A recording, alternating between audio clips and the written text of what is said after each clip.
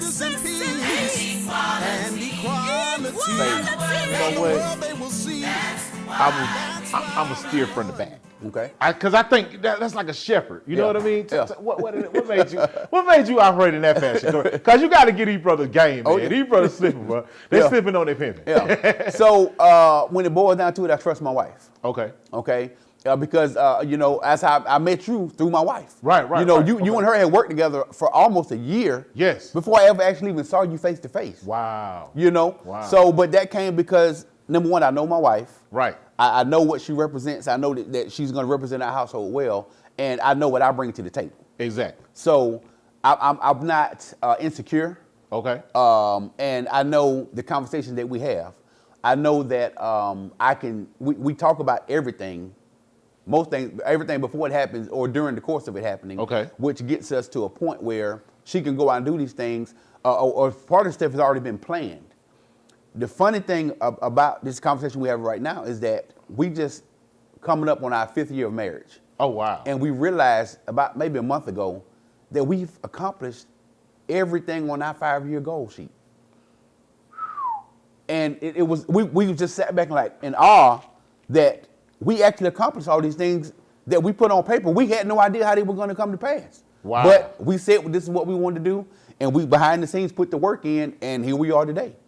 So now it's time to write out 5 more years. Bro, that's a part of the vision board. That's right. That's a part of the vision exactly. board. Exactly. Hey, they work. Write the vision, make it play, man. And that's what I think attracted me to you when I was like, man, this brother is doing something different. Yeah. You know, and I mean, you're a big brother to me, yeah. You know. And so I just saw a different light in you. And I saw you being a leader. I saw you being not just a leader of your home, a leader of your children, a leader in your community. Mm-hmm. And I began to gravitate to you as Coach D. Thank you.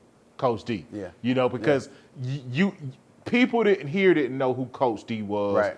But that Coach D, I saw that coming in, man. Yeah. Tell us who was Coach D before you got here to Henry County, and how that kind of, your community influence, from where you're from and the things that you were doing. So Coach D came. The title came when I got my certification. Okay. In youth resilience. Okay. But God has placed favor on me, so I've always had a connection with men or men that was, even some men that's older than me, just from my life experiences, and I'm not ashamed or not afraid to talk to somebody and tell them, if I see you going this way or straying that way, whatever the case is, if I see something in you that you don't see in yourself, right. I have never had a problem with sharing that. Okay. So I feel like that has, that mentality and that gift that's been placed in me shines through me. Okay. Because me personally, I'm an introvert. Definitely. If I could stay home in my little shell all day long, I'm perfectly fine. Absolutely. But obviously, it's not the work that God had for me. Right. So it just came. Man, now and that rolls into the business part side. So as a business owner, most business we in Atlanta. Mm-hmm. Land of the hustlers, lands of the pimps, players. Welcome to Atlanta where the players play. You know what I mean? But you kind of took it to a level where you put integrity in business. Mm-hmm. What does having integrity in the business mean to you? Making sure that you're bringing a value to those that you serve, because you serve a particular industry where the country is dependent on. Right. Integrity for me is number one, honesty. Okay. Honesty and transparency. When I do business with somebody, when I talk to somebody, I'm going to always do my best to be as honest as possible, to be as transparent as possible, to just make sure that I do things on the up and up, because that's how I want people to treat me. That's how I want people to do business with me, through honesty and integrity. So it's just that's what it is for me. That's why I started it, and that's why I try to continue to take it to. And you guys work directly, when it comes to the trucking industry, now it picked up. Mm-hmm. COVID-19 changed the game in the trucking industry. Mm-hmm. So you had a lot of people getting in the trucking industry. You had a lot of people getting out of the trucking industry, but you had a lot of people create more wealth doing the trucking industry, and you had some people lose. Mm-hmm. What are some of the dynamics for some of those young men who are your young women or families who are trying to get in the trucking industry, where do they start? You know, did you guys just hop up and say, hey man, we gonna run the ship and we gonna jump like that, man? I'm glad you asked me that. So for anybody that's looking to get into trucking, logistics, any of that type of stuff, I would suggest, again, like I said, when it comes to visions and all those type of things, right. What do you like doing? Some people like working at a desk. Some people like working in the warehouse. You know, some people like driving. So you can go to school, get your CDLs if you want to drive. That's the definite avenue.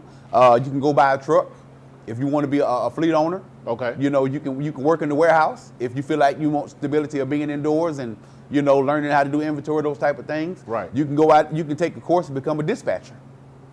You know, where you dispatch and tell the trucks where to go, you know, so forth and so on. Or you can be a freight broker. You wow. know, where that's what me and my wife are. We're freight brokers and freight managers. Okay. Where, you know, you're the middleman between the manufacturer and the trucking company. Wow. So, wow. you know, there's many opportunities in logistics that, you know, people can do, and that's just a few of them. What are some of the biggest challenges that you faced being an entrepreneur, going in the trucking industry? I mean, because we know this is not something overnight where you just jump up and be like, hey man, I'm putting on my big boy pants and I'm jumping out here. Yeah. You gotta have a plan. Yeah. You gotta have a vision. Right. Well, the biggest hurdle that I faced personally, it was easy for me to get in the truck. Because okay. It was just like any other job where you go work 9 to 5 and at the end of the day you clock out and you go home. Okay. The biggest hurdle for me was getting out of the seat of that truck and going to sit in the office all day long. Oh, wow. Because I'm not used to that. I've always worked jobs where I was doing something physical or I was inside and I wasn't held stationary in the one specific space all day long. So that's been the biggest hurdle for me, is just going from being in the truck or in the warehouse all day long to just sitting at my desk, handling the business and, you know, going from that route. And equality.